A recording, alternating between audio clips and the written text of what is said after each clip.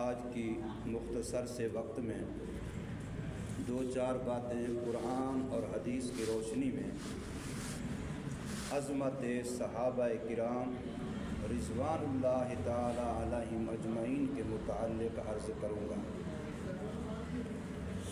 نبی پاک صلی اللہ علیہ وسلم کے زمانہ اقدس میں جتنے مسلمان تھے تقریباً وہ سارے صحابہ ہیں، چاہے وہ اہل بیت میں سے ہوں یا اہل بیت کے علاوہ میں۔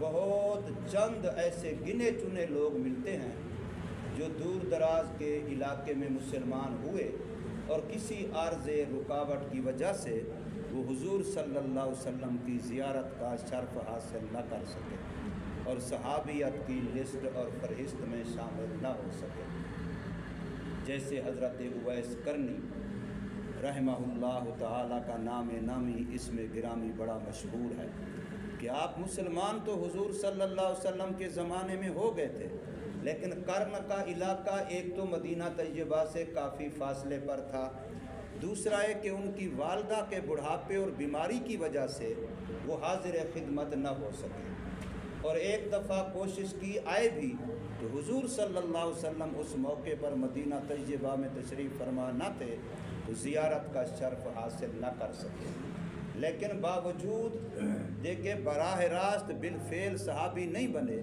مگر اللہ نے ان کو مقام اتنا بلند دیا کہ خود نبی پاک صلی اللہ علیہ وسلم نے ان کا تذکرہ فرمایا صحابہ کرام کے سامنے، اور تذکرہ فرمانے کے بعد کچھ نصائح فرمائے، کچھ ہدایات دیں اپنے صحابہ کرام کو، اور کچھ ہدایہ دیے اپنی طرف سے، گفٹ دیے کہ یہ چیزیں ہیں، یہ اپنے پاس محفوظ رکھو، تمہیں یہاں فلاں علاقے فلاں جگہ میں فلاں موقع پر اس نام کا آدمی ملے گا جو کہ قرن سے ہوگا، اس کو میری طرف سے یہ ہدیہ، یہ گفٹ، یہ تحفہ پیش کرنا، پھر اس سے کہنا کہ میری امت کے لیے دعا کرے۔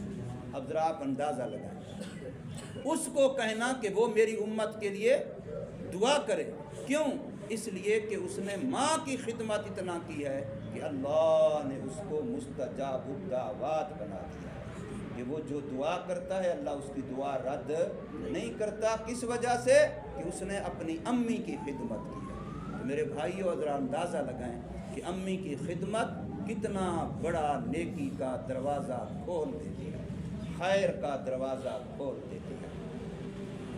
پوری امت اس وقت دنیا کے جس کونے میں جہاں کہیں کوئی مسلمان ہے، مثلا ہم اس علاقے میں مسلمان ہیں، کوئی کسی اور علاقے میں، دنیا میں جہاں کہیں بھی ہے، ہم سب کو حکم ہے رسول اللہ صلی اللہ علیہ وسلم کا کہ اپنے زمانے اور اپنے علاقے کے جو نیک لوگ ہیں تم ان کے ساتھ اٹھنا بیٹھنا کرو، یہ ہمیں حکم ہے۔ جہاں کہیں بھی ہم ہیں، کسی گاؤں میں رہتے ہیں، کسی شہر میں رہتے ہیں، کسی دیہات میں رہتے ہیں، پہاڑوں میں رہتے ہیں، جنگلوں میں رہتے ہیں، دور رہتے ہیں، قریب رہتے ہیں، پوری دنیا کے اندر کلمہ پڑھنے والے محمد کریم صلی اللہ علیہ وسلم کے امتیوں کو رسول اللہ صلی اللہ علیہ وسلم کی طرف سے ہدایات یہ ہیں کہ تم اپنے زمانے کے، اپنے علاقے کے نیک لوگوں کے ساتھ اٹھنا بیٹھنا رکھو، ان کے ساتھ آنا جانا رکھو۔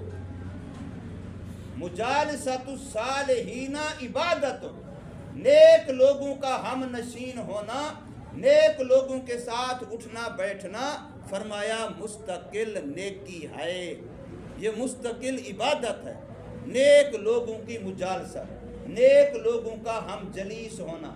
رسول اللہ صلی اللہ علیہ وسلم نے باقاعدہ ایک حدیث مبارک میں مثال دے کر کے ارشاد فرمایا نیک ہم نشین کی مثال عطر فروش کے پاس بیٹھنے کی ہے، اور برے ہم نشین کی مثال فرمایا لوہار جو بھٹی میں لوہے کو گرم کر رہا ہے اس کے پاس بیٹھنے کی ہے۔ عطر فروش کے پاس بیٹھے گا، اول تو عطر مل جائے گا، اگر عطر نہ بھی ملا تو خوشبو کو تو کوئی روک ہی نہیں سکتا، وہ تو آ ہی جائے گی، اور اگر لوہار کے پاس بیٹھے گا اول تو کوئی چنگاری اڑ کے اس کے کپڑے یا جسم کو جلائے گی، تکلیف دے گی، اگر ایسا نہ ہوا تو اس کے لوہے اور اس کی آگ کی، اس کے دھوئیں کی بدبو اس سے تو بچ سکتا ہی نہیں ہے، یہ نقصان تو ہوگا ہی ہوگا۔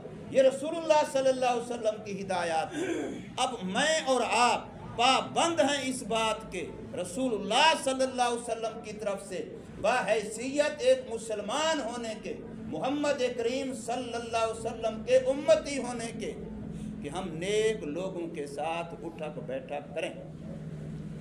ایک بندے نے، کسی نے وصیت کی کہ جب میں فوت ہو جاؤں تو میری قبر بھی فلاں نیک بندے کی قبر کے پاس اور ساتھ بنائی جائے۔ اب وہ فوت ہو گیا، اس کی قبر کا مرحلہ آیا تو کچھ لوگوں نے کہا وہاں جہاں اس نے وصیت کی تھی، کہا تھا فلاں نیک بندے کی قبر کے پاس اس کی قبر بنائی جائے، اور بعض نے کہا جی اپنے اپنے اعمال کام آنے ہیں، نیک آدمی قبر میں ہے، اس کے اپنے اعمال ہیں، یہ اس کے پڑوس میں ہو یا دور ہو، اس کے ساتھ معاملہ اس کے اعمال کے مطابق ہونا ہے، اس کے پاس دفن ہونے سے اس کے اعمال نیک نہیں بن جائیں گے، اس کی قبر میں اس کے ساتھ جو معاملہ ہوگا وہ اس کے اعمال کے مطابق ہوگا، وہاں دفن کرو تب بھی معاملہ اس کے اپنے اعمال کے مطابق ہوگا، اگر دور دفن کرو تب بھی معاملہ اس کے اپنے اعمال کے مطابق ہوگا۔ پھر وہاں دفن کرنے کا فائدہ کیا؟ معاملہ آ گیا اس وقت کے وہاں موجود اللہ والے کے سامنے کہ بھی یوں معاملہ پیش آیا ہے، لوگوں میں یوں رائے کا اختلاف ہے، تو آپ نے اپنی مجلس میں بیٹھے ہوئے لوگوں سے فرمایا یہ جو فلانا بندہ میرے پاس بیٹھ کر کے میرا خادم مجھے پنکھا چل رہا ہے، ہوا دے رہا ہے، راحت پہنچا رہا ہے، آرام پہنچا رہا ہے، اس وقت وہ ہاتھ والا پنکھا ہوتا یا چھت کے ساتھ لگا پنکھا جس کو رسی سے کھینچتے تھے وہ چلتا تھا، تو وہ پنکھا تو مجھے چل رہا ہے، وہ ہوا تو مجھے دینا چاہتا ہے، آرام تو مجھے پہنچانا چاہتا ہے، لیکن میرے اڑوس پڑوس والوں کیا تمہیں بھی ہوا آ رہی ہے کہ نہیں آ رہی؟ تو سب نے کہا جی ہمیں بھی تو ہوا آ رہی ہے۔ پنکھے والے سے پوچھا بھئی تم پنکھا ان کی ہوا کے لیے کر رہا ہے یا میرے لیے کر رہا ہے؟ جی حضرت میں تو آپ ہی کے لیے کر رہا ہوں، میرا مقصد تو آپ ہی ہیں۔ فرمایا اگر وہ مجھے پنکھا کر رہا ہے اور میرے اڑوس پڑوس والے میرے ساتھ ہم نشین وہ بھی آرام اور راحت محسوس کر رہے ہیں، تو پھر اللہ والے کے پاس جس کی قبر ہوگی، اللہ والے کی قبر پر جب رب کی رحمتوں کی بارش ہوگی، اللہ کی رحمتوں کا نزول ہوگا، تو اڑوس پڑوس والوں کو بھی یقیناً فائدہ ہوگا۔ تو اس لیے اللہ والا زندہ ہے تب بھی رحمت خداوندی کے نزول کا ذریعہ ہے، اللہ والا قبر میں چلا گیا ہے تب بھی اللہ تعالیٰ کی رحمت کے نزول کا ذریعہ ہے۔ تو ہمیں حکم ہے کہ ہم نیک لوگوں کے ساتھ اٹھیں، نیک لوگوں کے ساتھ بیٹھیں، نیک لوگوں کے پاس آئیں، نیک لوگوں کی نصیحتیں سنیں، نیک لوگوں کی مجلس اٹینڈ کریں، یہ ہمیں حکم ہے، ہمیں اس کا فائدہ ہوتا ہے، یقیناً ہوتا ہے۔ جیسے کہتے ہیں خربوزہ خربوزے سے رنگ پکڑتا ہے تو بندہ بھی بندے سے رنگ پکڑتا ہے۔ بندہ نیک لوگوں کے ساتھ بیٹھے گا تو نیک بن جائے گا۔ صحبت صالح ترا صالح کند، نیک بندے کی صحبت تجھے نیک بنا دے گی۔ شیخ سعدی رحمہ اللہ تعالیٰ کا فرمان ہے صحبت صالح ترا صالح کند، صحبت تالے ترا تالے کند۔ برے کی صحبت تجھے برا بنا دے گی، اچھے کی صحبت تجھے اچھا بنا دے گی۔ ان کے ساتھ مجالست رکھیں، اٹھنا بیٹھنا رکھیں۔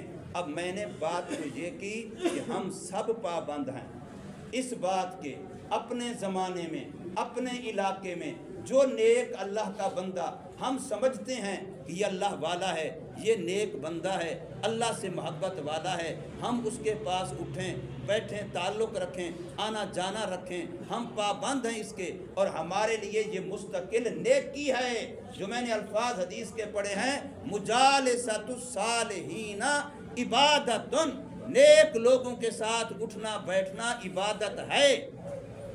چاہے وہ کوئی نصیحت بھی نہ کریں، چاہے وہ کوئی بیان بھی نہ کریں، وہ کوئی تقریر بھی نہ کریں، وہ آپ کو کچھ بھی نہ کہیں، صرف آپ ان کے پاس کچھ دیر کے لیے بیٹھے اور بیٹھ کے اٹھ کے چلے گئے، تب بھی تمہارے دلوں پر اس کے دل کی نیکی کا اثر یقیناً پڑے گا۔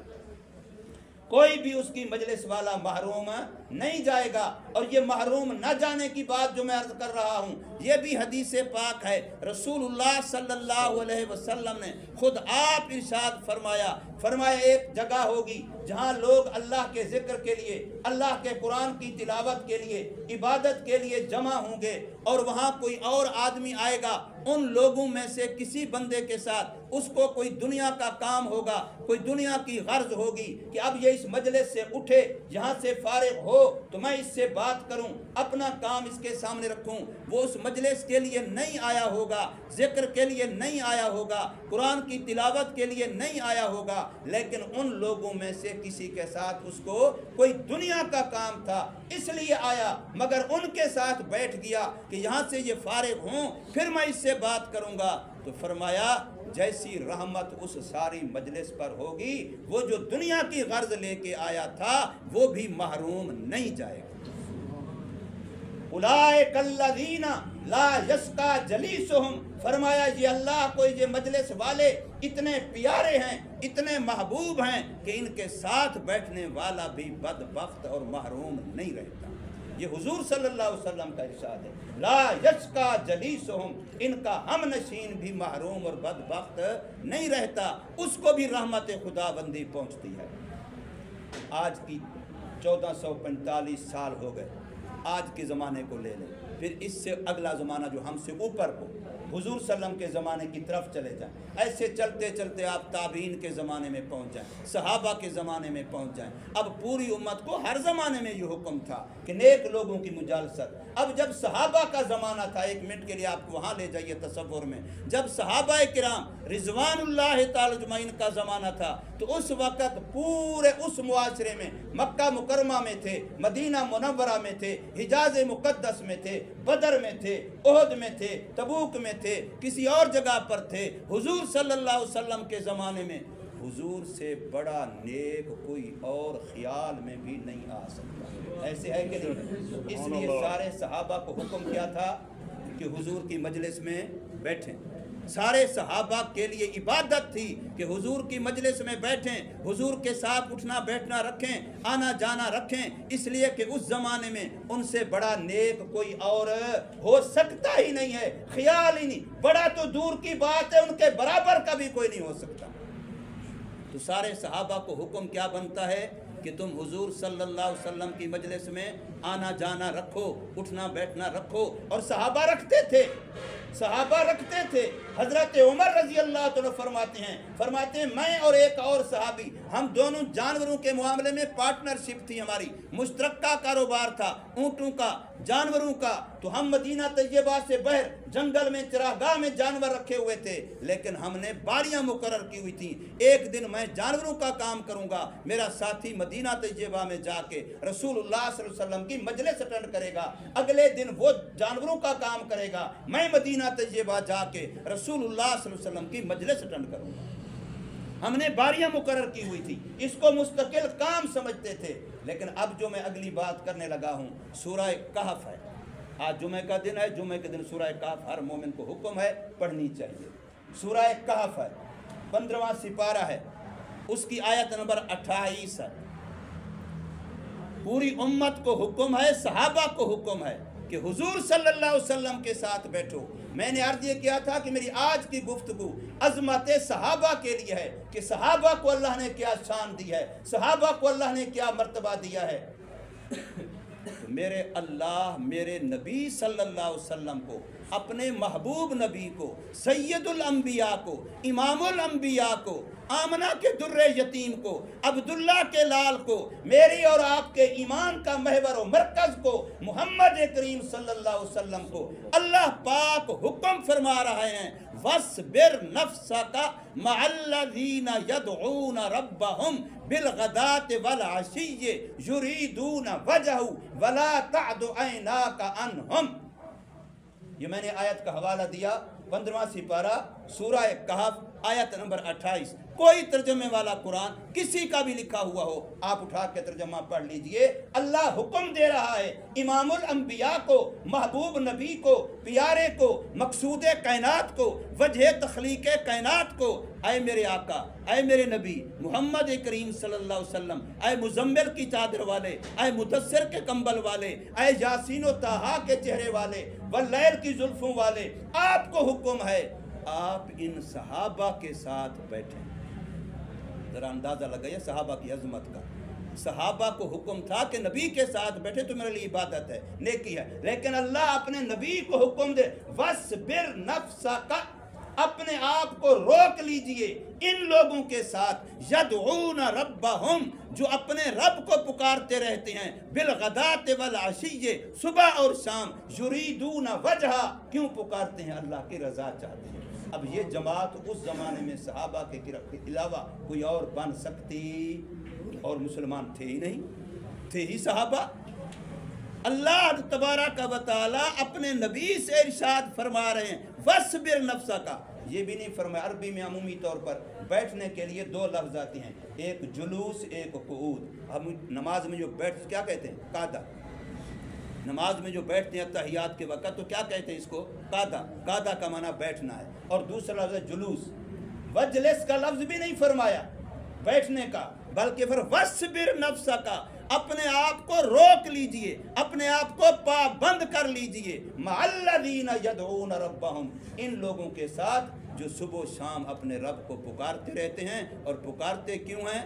दुनिया नहीं, वो जी इसलिए जिक्र कर रहा हूँ, फैक्ट्री नहीं चल रही। आजकल तो लोग हमारे पास आते हैं, यकीन जाने ऐसे बहुत कम जो अल्लाह के लिए अल्लाह का जिक्र करने आए, कहते हैं जी फलां कारोबार का मसला है, बच्चे की बीमारी का मसला है, इम्तिहान का मसला है, बड़ी पोस्ट का मसला है, शादी का मसला है। यानी दुनिया ले करके अल्लाह वालों के पास आते हैं, अल्लाह को लेके अल्लाह वालों के पास नहीं आते। हालांकि हक तो ये था अल्लाह को अल्लाह से अल्लाह के लिए मांगो, अल्लाह को अल्लाह से अल्लाह के लिए मांगो, कि जब वो मिल गया तो फिर सब कुछ मिल गया, फिर तो मसले खुद ब खुद हल हो जाएंगे। लेकिन हम हैं अजीब कि हम मसलों को लेकर के फिरते हैं, जो मसले हल करता है उस ज़ात की तरफ तवज्जो नहीं करते। तो अल्लाह ने कितनी बड़ी शान बनी है मेरे भाइयों सहाबा की, कि अल्लाह ने अपने नबी को उनके साथ बैठने का हुक्म दिया है। तो ये काम जो सहाबा के बताए गए, यदऊन रब्बहुम बिलगदात वल अशी, ये हम भी कर सकते नहीं कर सकते? सुबह शाम अल्लाह को पुकारें, अल्लाह का जिक्र करें, कर सकते हैं ना? युरीदून वजह, अल्लाह की ज़ात का हम तालिब बन जाएं, या अल्लाह तू हमें मिल जा, हम तेरे तालिब हैं, हम तुझसे तुझ ही को चाहते हैं, तुझसे तुझ ही को तेरे लिए चाहते हैं, तुझको चाहते हैं, तुझसे चाहते हैं, तेरी रज़ा के लिए चाहते हैं। ये काम हम भी कर सकते हैं। अल्लाह पाक हमें अमल की तौफीक दे। सुन्नतें पढ़ लीजिए।